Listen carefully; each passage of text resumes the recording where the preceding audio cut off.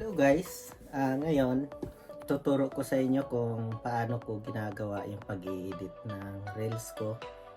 Tsaka shoutout din pala sa star sender natin na napaka-supportive sa video natin. Tsaka dito sa ating mga solid supporters, sa ating mga followers, maraming salamat. Tsaka sa non-followers na rin, maraming salamat sa inyong mga panonood. Ngayon, sundan nyo lang tong video na gagawin ko para makuha nyo rin yung tamang pag-i-edit sa mga gagawin yung mga video, yung mga pang reels na video. So ito na yun guys. Una, kukuha muna tayo ng video. So ito na yung unang video clip natin, yung maglalagay ng juice sa baso. Tapos pagkaalis mo, susunod naman yung pangalawang video clip natin, yung nakaupo naman sa upuan na kumakain ng chicheria. Ayan. Tapos kailangan yung baso naka-steady yun, hindi yun gagalawin. Tapos pangalawang acting, ayan, kukunin yung baso, tapos iinumin yung juice. Ayan. Tapos kayo na ang bahala kung saan nyo tatapusin yung pangalawang video. Yung sa akin dito. Tapos punta ka na sa CapCut, yung project, tapos piliin mo yung video na ginawa natin. Ayan, unang video natin, yung unang video clip. Antayin natin yung unang acting sa video natin. Ayan, yung paglagay ng juice sa baso. Tapos kayo ang bahala kung saan kayo magsisimula yung unang video. Ako dito, yung pagpasok sa yan, sa camera. Tapos yung maglalagay ng juice. Yan. Tapos yun, acting. Yan yung unang video clip natin. Yan. Tapos putulin mo na yan. Kailangan naka-highlight yung video natin. Tapos i-clip mo yan. Pag nakaputi yan, i-clip mo yan. Yan, lalabas ang tools mo, i-clip. Yan, doon magsisimula yung pangalawang video. Yan. Tapos antayin mo na naman yung huling acting niya sa pangalawang video.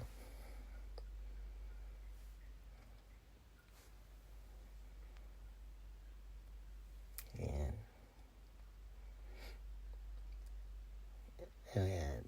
Unahin muna natin yung simula ng video natin sa second video clip. Dito tayo magsisimula. Ayan. Tapos pindutin mo yung unahan, delete natin yan kasi di natin kailangan yan. Tapos play natin yan.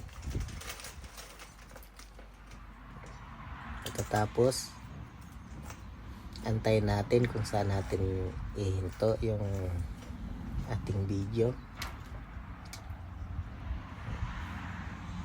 Tapos pipindutin mo yung video mo para ma-highlights.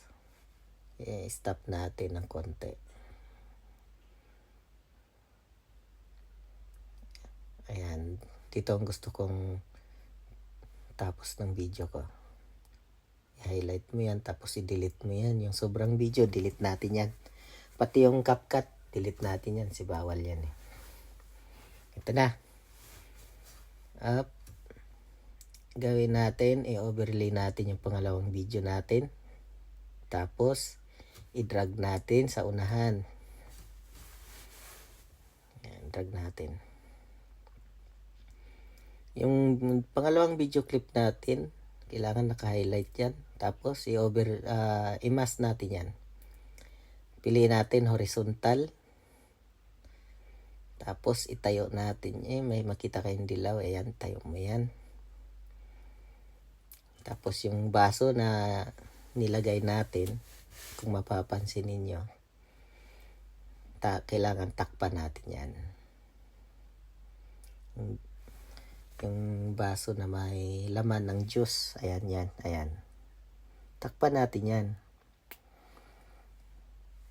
Tapos may makita kang yung feeder, yan, yung may arrow na yan. I-adjust mo lang yan para hindi halata yung pagka edit natin. Hindi masyado halata. Adjust mo lang yan ng konti. Okay. Yan, tapos replay. O diba, dalawa na sila. Tapos lalagyan natin yan ng itong diamond sa gilid sa taas yan. Pipindutin natin yan.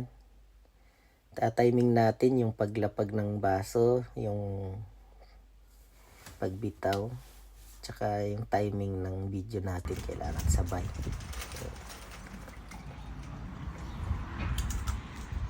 Tapos yan, yung paglapag ng baso.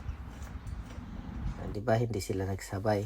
Kailangan timing din natin yan, yung video natin. Yung paglapag tsaka yung pagkuha sa baso. Adjust natin konti.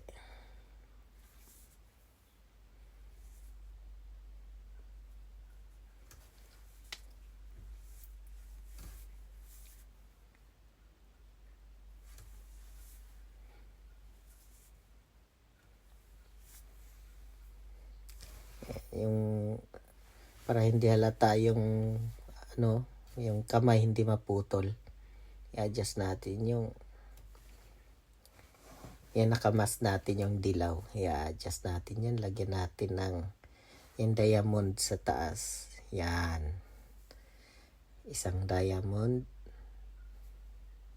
Pindutin natin. Tapos yung i-drag lang natin ng konti. Tapos pindutin ulit natin. Magiging dalawa na yung diamond na yan. Ayan. Tapos play ulit natin. Tapos balik tayo sa mask.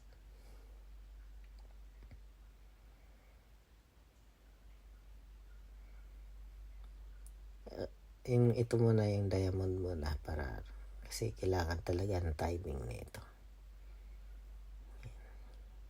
Kaya mahirap talaga mag-i-edit, kaya kailangan talaga ng tiyaga talaga sa pag-i-edit. Napakahirap. Kaya kung mapapansin ninyo, tagal ko maka-upload. Ayan, yung tinakpan natin yung kamay kanina, yung baso kanina, tapos i-drag natin yung nakamas na dilaw para hindi maputol yung kamay, yung pagdampot ng baso. Ayan. Pindutin lang natin yung diamond na yun, tapos malalagyan na siya ulit. Tapos replay natin. Replay natin.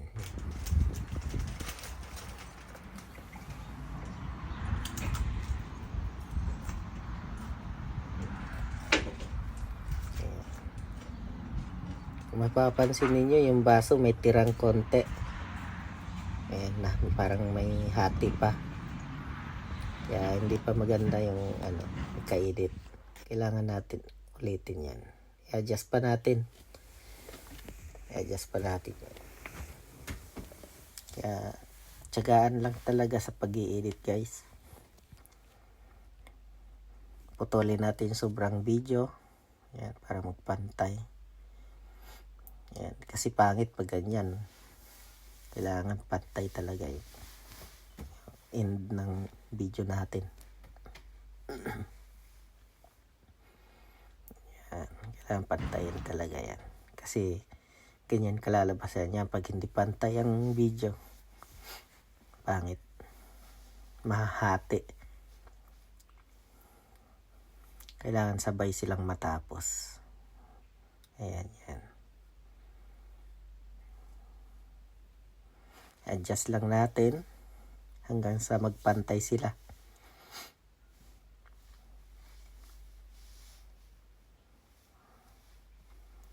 Kaya tiyagaan lang talaga to, guys, sa pag-edit. Tingnan natin kung pantay na. Ayun, pantay. Tapos,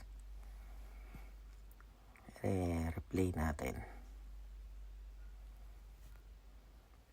Replay natin kung okay na ba ang ating pagka-edit.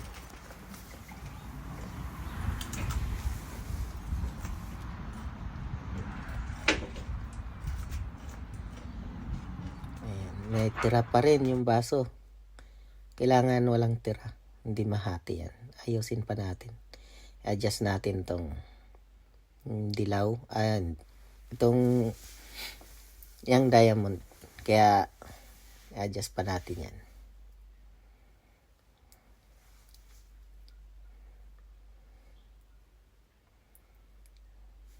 Ayan.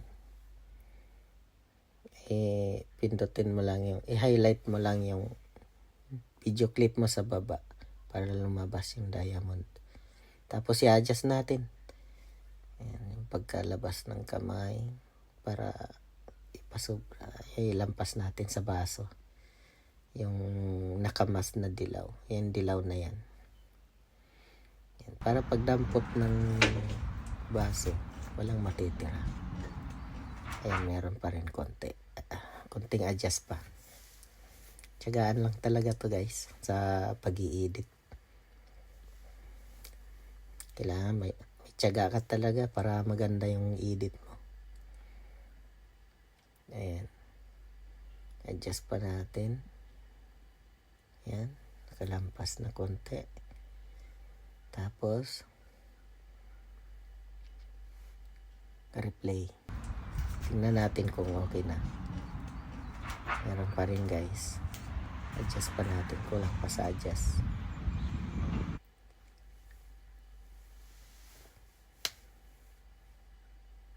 Ayan. Balik ka sa mask para lumabas yung dilaw na line. Tapos i-adjust mo lang. Palampas mo sa baso. Ganyan. Tapos pindutin mo lang yung diamond ulit. Tapos i-replay. Okay na. So, ganyan ang pag-edit guys. Kailangan mo ayusin talaga ang tapos i-replay mo kung okay na para sa'yo, di okay na. Ano man na yan, i-export pag okay na. Pero pag hindi pa, kailangan mo i-adjust. Yan. Tagal talaga guys ang pag-i-edit.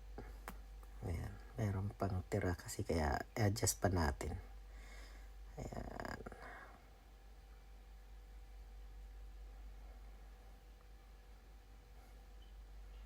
Tiyagaan lang talaga sa pag-i-edit guys. Ayan. Okay na. Okay na. Nakuha natin. Mapapansin niyo wala nang natirang hati yung baso. Ayan. Tapos replay natin. Tingnan natin ulit. Pagkalapag kinuha. Ayun. Nice. Very nice. Maganda. Ngayon, ang gagawin natin, itong video para magpantay, ikakat natin yung yan sa unahan, yung lampas. Yan, para tapos ipantay natin yung itong nasa baba ng video. Yan, kasi lalampas yun doon sa dulo. I-drag natin sa unahan, papuntang unahan. Yan, pantay sila. Tapos dalawa na rin sila. Yan. Panoorin muna natin. Tapos pag tingin mong okay na yung pagka-edit mo, pwede mo na siyang i-export ngayon. Pindutin mo lang yung export. Ayan, tapos i-upload mo na. Thank you so much.